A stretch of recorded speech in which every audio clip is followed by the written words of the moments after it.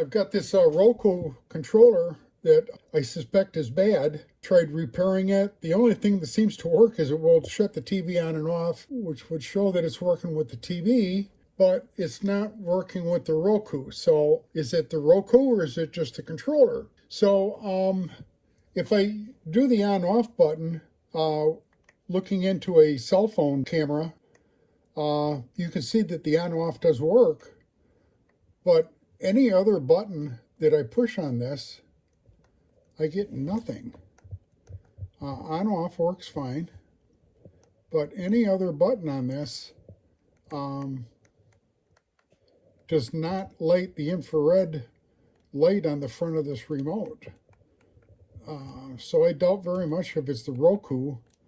It must be the remote. So then the question is, can it be fixed? And I was hoping that I could take it apart and clean the contacts. I was hoping that the contacts underneath the keys were dirty. So I took it apart, and the contacts in these are sealed, so that there's really no way that they can go bad.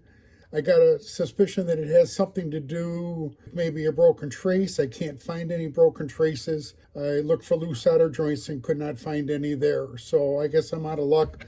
I'm going to have to buy a new one, unlike this one, which actually the same day as I worked on the Roku remote, I also had one for my soundbar. For about 2 years, the mute button has not worked on it, and I suspected maybe it was because of dirty contacts, and then I started having problems with several other buttons on this remote that required a lot of pressure to make them work. I took it apart, and underneath these keys, take the cover off, you'll find a silicone pad that on the back side of the pad, it has, I suppose they're probably graphite or some kind of a conductive material, little square blocks of material that goes down against the circuit board when you push the button, and it's supposed to make contact. Well, the entire circuit board and the back sides of those contacts were covered in silicone.